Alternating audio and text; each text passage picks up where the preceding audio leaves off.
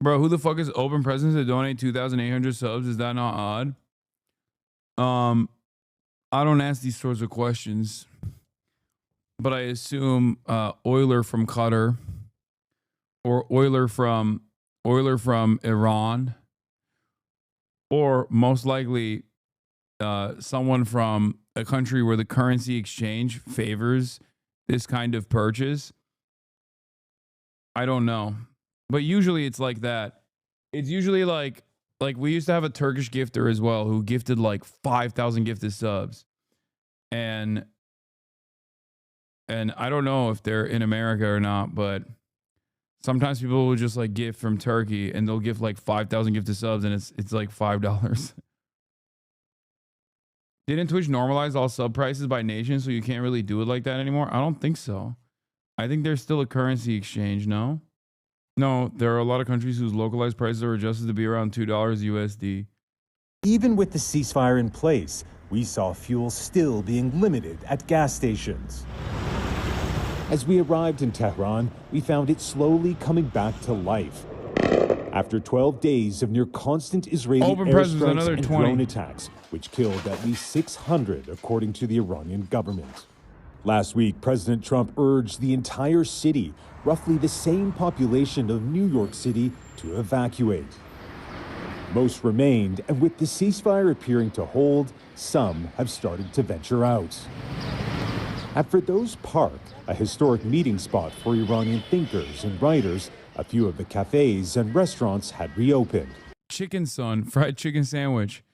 Oh, there's been a back and forth, by the way, because the Ayatollah said like he won, and then Trump obviously got very mad at that. Let me see if I can fucking find it. But he basically was like, he wrote this effort post, which I can't be the only one who gets annoyed by this. Like, I don't like when Trump writes these long effort posts. I feel like he's trying too hard, and it's not like him. You know what I mean? Another 100, Jesus Christ. Crazy. Like, Trump is at his best when he's just like doing short, concise attacks. Piffy. You know?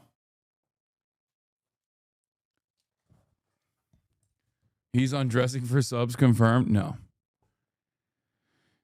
Why would the so-called Supreme Leader Ayatollah Ali Khamenei of the war-torn country of Iran say so blatantly and foolishly that he won the war with Israel when he knows his statement is a lie? It is not so. As a man of great faith, he is not supposed to lie. His country was decimated. His 3 evil nuclear sites were obliterated. His three evil nuclear sites were obliterated. And I knew exactly where he was sheltered, and I would not let Israel or the U.S. Armed Forces, by far the greatest and most powerful army in the world, terminate his life. I saved him from a very ugly and ignominious... Okay, he didn't write this. Trump does not know the word ignominious. No, he did not write this. This is Stephen Chung, or... Because this is not even the fucking golf caddy of Donald Trump that wrote this. Like, he did not write that word. And he does not have to say, thank you, President Trump. In fact, in the final act of the war, I demanded that Israel bring back a very large group of planes which were heading directly to Tehran, looking for a big day, perhaps the final knockout. Tremendous damage would have ensued, and many Iranians would have been killed. It was going to be the biggest attack of the war by far. During the last few days, I was working on possible removal of sanctions and other things, which would have given a much better chance to Iran at full, fast, and complete recovery. I told you, he's like dangling sanctions relief as well as allowing Iran to continue doing its civil nuclear plan. It is pretty funny, though, that Iran's nuclear sites are evil, anti-Semitic. Iran's anti-Semitic nuclear sites.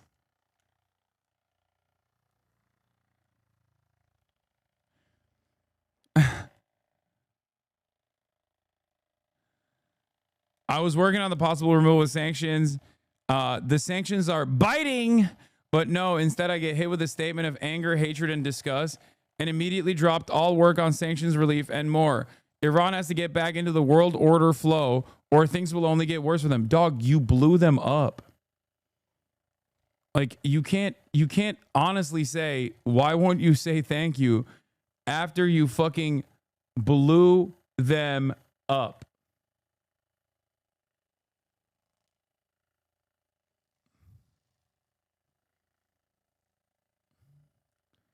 It's also additionally funny that he's acting as though he dropped the negotiations because he's personally upset. He's personally upset that the Ayatollah stated that he won instead of groveling at Trump's feet.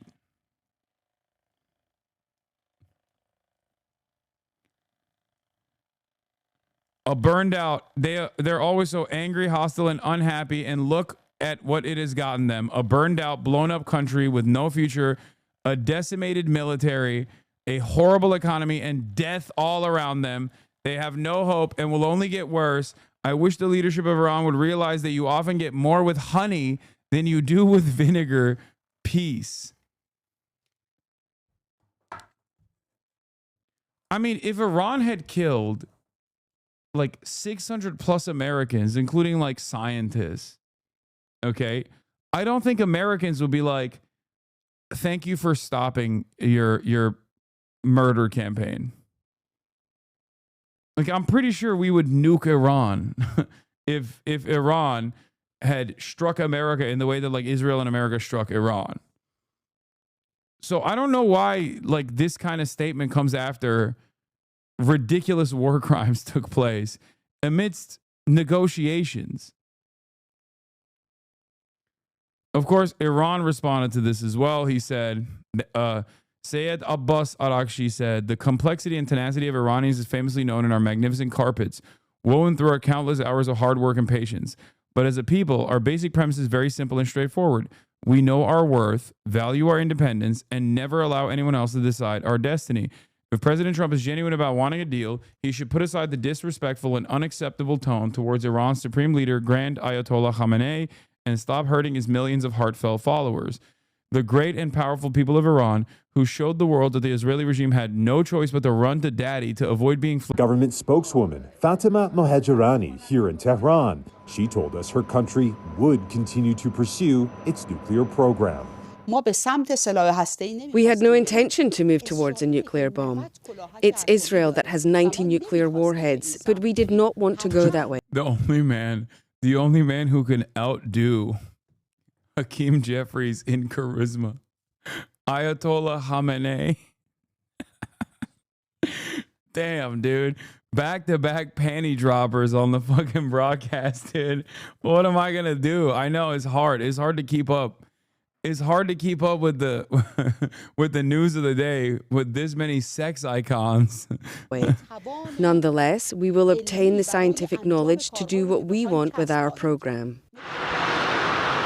Since we arrived in Iran, what struck us is how Iranians from across the political spectrum, and who often agree on very little, were united against what they saw as unprovoked attacks by Israel and the U.S. that killed over 600 Iranians. What do you mean what they see as? That is what it is. What the fuck do you mean what the Iranian people see as unprovoked attacks by Israel and the U.S.? That's what happened.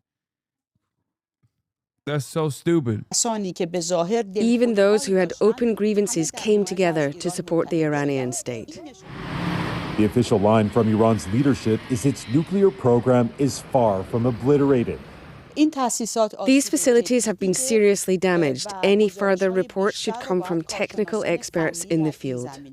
So there is a possibility that these sites have been completely destroyed. I want to stress that these facilities have been seriously damaged. However, we must wait for the report. Now, in all of our trips here to Iran, it's clear this is a nation that deeply reveres its nearly 3,000 years of history and culture. And it's been explained to us that the Iranian leadership's concept of time may somewhat differ from how we might understand it, meaning that if Iran's nuclear program has indeed been set back by months or even years, for them, they seem to believe time is ultimately on their side. For CBS Mornings, I'm Imtiaz Tayeb in Tehran. To the fragile ceasefire between Israel and Iran. The Iranian is a mysterious figure who has a different understanding of time and place. The Persian concept of time is not the same as the Westerner. The mind of a Persian is a mystery. Mysteriously, they feel galvanized and emboldened and angry and resentful toward. On today, Iran's supreme leader spoke for the very first time since the conflict. He is claiming victory over Israel and says the U.S. failed to destroy Iran's nuclear facilities. Imtiaz Tayyib and a CBS News crew traveled inside the country to see how this is playing out on the ground. It was a revealing journey. Imtiaz joins us from the Iranian capital of Tehran. Imtiaz, good morning. Good morning. Well, after days of silence, Iran's supreme leader, the Ayatollah Ali Khamenei, congratulated his country's, quote, victory over Israel. But after nearly 2 weeks of intense fighting, Iran's airspace had been closed, and the only way we could get here was by road. We started our journey from the Turkish-Iranian border at night. A nearly 600-mile trip to Tehran made longer by checkpoints and bad roads. As day broke, we traveled past vast countryside, arid, rocky, and seemingly endless. We've already been driving for 10 hours and have another 4 hours ahead of us. The reason we had to drive